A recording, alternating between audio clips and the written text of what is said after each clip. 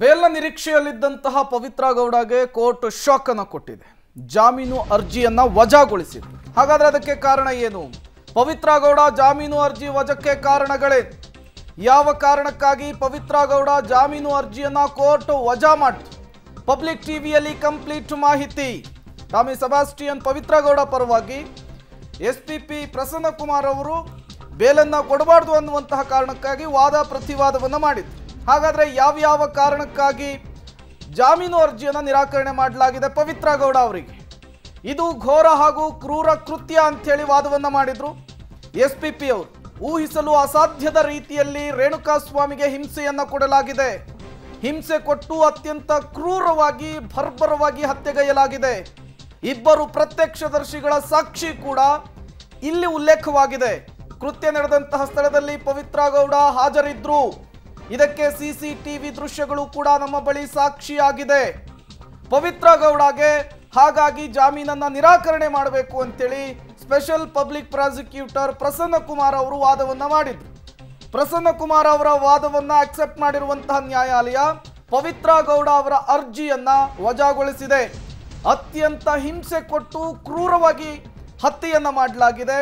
ಈ ಹತ್ಯೆಯಲ್ಲಿ ಪವಿತ್ರ ಗೌಡ ಅವರ ಪಾತ್ರ ಕೂಡ ಇದೆ ಎನ್ನುವಂತಹ ನಿಟ್ಟಿನಲ್ಲಿ ಸ್ಪೆಷಲ್ ಪಬ್ಲಿಕ್ ಪ್ರಾಸಿಕ್ಯೂಟರ್ ಅವರು ಘನ ನ್ಯಾಯಾಲಯದ ಎದುರು ವಾದವನ್ನು ಮಂಡಿಸಿದರು.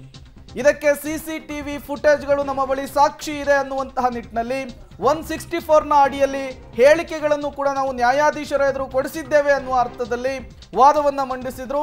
ವಾದವನ್ನು ಆಲಿಸಿದಂತಹ ಘನ ನ್ಯಾಯಾಲಯ ರೇಣುಕಾಸ್ವಾಮಿ ಹತ್ಯೆಯ ಕೇಸ್ನ A1 ಆರೋಪಿಯಾಗಿರುವಂತಹ ಪವಿತ್ರ ಗೌಡ ಅವರ ಜಾಮೀನು ಅರ್ಜಿಯನ್ನು ವಜಾಗೊಳಿಸಿ ಪವಿತ್ರ ಗೌಡ ಅವರಿಗೆ ಬಿಗ್ ಶಾಕ್ ಅನ್ನು ಕೊಟ್ಟಿರುವಂತಹದ್ದು. ಮತ್ತೊಂದು ಕಡೆ ಅನುಕುಮಾರ್ ಅಲಿಯಾಸ್ ಅನು ಆತನ ಜಾಮೀನು ಅರ್ಜಿಯನ್ನು ಕೂಡ ವಜಾಗೊಳಿಸಿದೆ ನ್ಯಾಯಾಲಯ. ಈ ಮೂಲಕ ಪವಿತ್ರ ಗೌಡ ಅವರಿಗೆ ಮೊದಲ ಹಂತದಲ್ಲಿಯೇ ಹಿನ್ನಡೆ ಆಗಿರುವಂತಹದ್ದು. ಕೃತ್ಯ ನಡೆದಂತಹ ಸ್ಥಳದಲ್ಲಿ ಪವಿತ್ರ ಗೌಡ ಬಟ್ಟೆಯ ಮೇಲೆ ರಕ್ತದ ಕಲೆ ಇದೆ. FSL ರಿಪೋರ್ಟ್ನಲ್ಲಿ ಅದು ದೃಢ ಆಗಿದೆ. ಹಾಗಾಗಿಯೇ ಪವಿತ್ರ ಗೌಡ ಅವರಿಗೆ ಜಾಮೀನನ್ನು ನಿರಾಕರಣೆ ಮಾಡಿರುವಂತಹದ್ದು.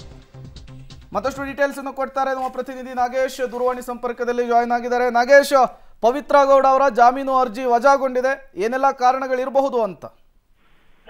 ರೇಣುಕಾಸ್ವಾಮಿ ಕೊಲೆ ಆರೋಪಿಗಳಿಬ್ಬರಿಗೆ ಜಾಮೀನು ಅರ್ಜಿ ವಜಾಗೊಳಿಸಿ CCH ಕೋರ್ಟ್ 57ನೇ ನ್ಯಾಯಾಧೀಶರು ಆದೇಶವನ್ನ ಹೊರಡಿಸಿರುವಂತದ್ದು. ಅದರಲ್ಲಿ ಪ್ರಮುಖವಾಗಿ ಪ್ರಕರಣದ A1 ಆರೋಪಿ ಆಗಿರುವಂತ ಪವಿತ್ರ ಗೌಡ ಮತ್ತೆ A7 ಆರೋಪಿ ಆಗಿರುವಂತ ಅನುಕುಮಾರ್ ಅವರ ಜಾಮೀನು ಅರ್ಜಿಯನ್ನ ವಜಾಗೊಳಿಸಿ ಆದೇಶವನ್ನ ಮಾಡಿರುವಂತದ್ದು. ಈ ಒಂದು ಪ್ರಕರಣದಲ್ಲಿ ಪವಿತ್ರ ಗೌಡ ಅವರ ಪಾತ್ರ ಏನಿದೆ ಅನ್ನುವಂಥದ್ರ ಬಗ್ಗೆ SPP ಅವರು ಸಾಕಷ್ಟು ಸುದೀರ್ಘವಾಗಿ ವಾದ ಮಾಡೋದ್ರ ಮೂಲಕ ಯಾವುದೇ ಕಾರಣಕ್ಕೂ ಅವರಿಗೆ ಜಾಮೀನನ್ನ ಕೊಡಬಾರದು. ಇನ್ನು ಈ ಪ್ರಕರಣದಲ್ಲಿ ಒಂದು ಚಾರ್ಜ್ ಶೀಟ್ ಕೂಡ ಆಗಿಲ್ಲ. ಅದರ ಜೊತೆಗೆ ಪವಿತ್ರ ಗೌಡ ಅವರು ರೇಣುಕಾ ಸ್ವಾಮಿಯನ್ನ ಹಲ್ಲೆ ಮಾಡಿರೋದ್ರ ಬಗ್ಗೆ ನಮಗೆ ಪೂರಕ ಸಾಕ್ಷಿಗಳು ನಮ್ಮ ಬಳಿ ಇದೆ. ಅವರು ಆ ಕಾಲಿನಿಂದ ಬರ್ಬರವಾಗಿ ಹಲ್ಲೆ ಮಾಡಿರುವಂತ ದೃಶ್ಯಾವಳಿಗಳು ಕೂಡ ನಮ್ಮ ಜೊತೆ ಇದಾವೆ. ಅದರ ಜೊತೆಗೆ ಈಗಾಗಲೇ ಹಲ್ಲೆ ಮಾಡಿರುವಂತ ಸಂದರ್ಭದಲ್ಲಿ ಆಕೆಯ ಚಪ್ಪಲಿಗೆ ರೇಣುಕಾ ಸ್ವಾಮಿಯ ರಕ್ತದ ಕಲೆಗಳು ಇದ್ವು. ಆ ಒಂದು ರಕ್ತದ ಕಲೆಗಳು ಕೂಡ ಪ್ರೂವ್ ಆಗಿದೆ FSL ಅಲ್ಲಿ. ಆ ಎಲ್ಲಾ ಸಾಕ್ಷ್ಯಾಧಾರಗಳು ಇದೆ. ಈ ಒಂದು ಪ್ರಕರಣದಲ್ಲಿ ಪವಿತ್ರ ಗೌಡ ಅವರು ಸಂಪೂರ್ಣವಾಗಿ ಭಾಗಿಯಾಗಿದ್ದಾರೆ. ಅದಕ್ಕೆ ಪೂರಕವಾದ ಸಾಕ್ಷಿಗಳಿರುವ ಕಾರಣಕ್ಕಾಗಿ ಅವರಿಗೆ ಈ ಪ್ರಕರಣದಲ್ಲಿ ಜಾಮೀನು ನೀಡಬಾರದು ಅನ್ನುವಂತ ಕಾರಣಕ್ಕೆ ವಾದವನ್ನ ಮಾಡಿದ್ರು. SPP ಅವರ ವಾದವನ್ನ ಪುರಸ್ಕರಿಸಿರುವಂತ ನ್ಯಾಯಾಲಯ ಇವತ್ತು ಇಬ್ಬರು ಆರೋಪಿಗಳ ಜಾಮೀನು ಅರ್ಜಿಯನ್ನ ವಜಾಗೊಳಿಸಿ ಆದೇಶವನ್ನ ಮಾಡಿರುವಂತದ್ದು. ಪ್ರೇಮ್, ನಾಗೇಶ್, ಒಂದು ಕಡೆ ದೋಷಾರೋಪ ಪಟ್ಟಿ ಸಲ್ಲಿಕೆಗೆ ದಿನಗಣನೆ ಆರಂಭ ಆಗಿದೆ. ಈ ಬೆನ್ನಲ್ಲೇ ಜಾಮೀನು ನಿರೀಕ್ಷೆಯಲ್ಲಿದ್ದಂತಹ ಪವಿತ್ರ ಗೌಡ ಅವರ ಮೊದಲ ಪ್ರಯತ್ನಕ್ಕೆ ಹಿನ್ನಡೆಯಾಗಿರುವಂಥದ್ದು. ಈಗ ಜಾಮೀನನ್ನ ಪಡೆಯುವಂತಹ ನಿಟ್ಟಿನಲ್ಲಿ ಪವಿತ್ರ ಗೌಡ ಮುಂದಿರುವಂತಹ ಬೇರೆ ಆಪ್ಷನ್ಸ್ಗಳೇನು ಅಂತ?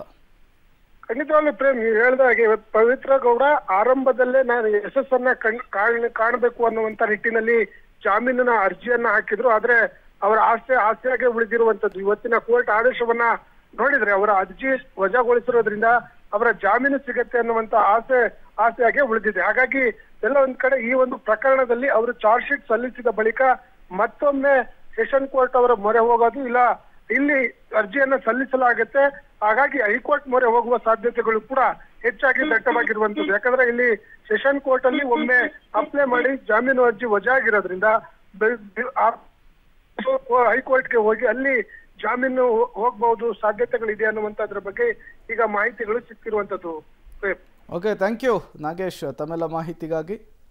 ಪವಿತ್ರ ಗೌಡ ಅವರ ಜಾಮೀನು ನಿರಾಕರಣೆ ಮಾಡಲಿಕ್ಕೆ ಒಂದಿಷ್ಟು ಕಾರಣಗಳು ಕೂಡ ಗೊತ್ತಾಗ್ತಾ ಇದೆ. ಕೃತ್ಯ ನಡೆದಂತಹ ಸ್ಥಳದಲ್ಲಿ ಪವಿತ್ರ ಗೌಡ ಇದ್ದರು, ಅದಕ್ಕೆ CCTV ಫುಟೇಜ್ ಸಾಕ್ಷ್ಯವಾಗಿದೆ.